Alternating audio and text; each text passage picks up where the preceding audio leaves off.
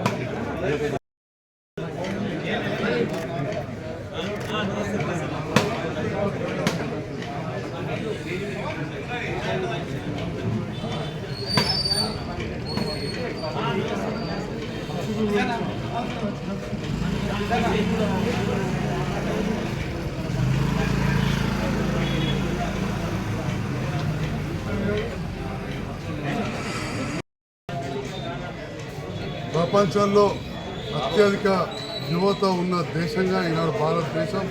దాదాపు 60 కోట్ల పైన యువత స్వామి వివేకానందను ఆదర్శంగా తీసుకోవాల్సిన అవసరం ఉంది.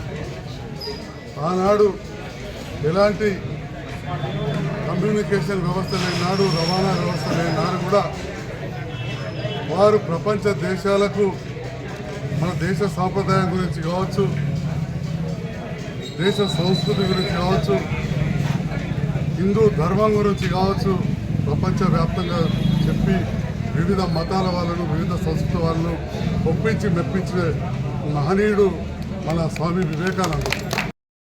ఖచ్చితంగా ఏదైతే ఈనాడు వెనుకబడి ఉన్నదో రేపటి నాడు ముందుకెళ్లే అవకాశం ఉన్నది.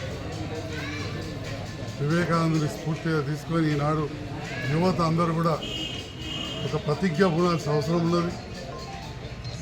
మన సంస్కృతి సాంప్రదాయాలు కాపాడదామని, దానితో పాటుగా ఒక నిబద్ధతతోటి ఉండాలని, ఉపాధి కోసం ఒక్క చదువే కాదు ఆ చదువులో నైపుణ్యత పొందాలని, ఈ దేశానికి ఒకరిపైన ఆధారపడకుండా మనమే ఇక్కడ స్వయం ఉపాధి కూడా పొందే విధంగా యువత వారు విద్య వైపు మొగ్గు చూపుతూ దురలవాట్లకు దూరం ఉంటూ మన భారతీయ సాంప్రదాయాన్ని కాపాడాల్సిన అవసరం ఉన్నది. మరి వివేకానందుడు ఎంతో గొప్ప వ్యక్తి. వారి గురించి తెలియని వారు చాలా తక్కువ, కానీ ఆచరించే వాళ్ళం తక్కువనే. కొంతమంది తప్పకుండా వారు చెప్పినట్టు ఆచరించి మనం మానసికంగా కూడా శారీరకంగా కూడా దృఢంగా ఉండాలని వారు చెప్పేది. కానీ అతి చిన్న వయసులో వారు చనిపోవడం దురదృష్టకరం. అందుకే వారు మానసికంగా కూడా మనం దృఢంగా ఉండాలని చెప్పి ధ్యానం కూడా చేశారు.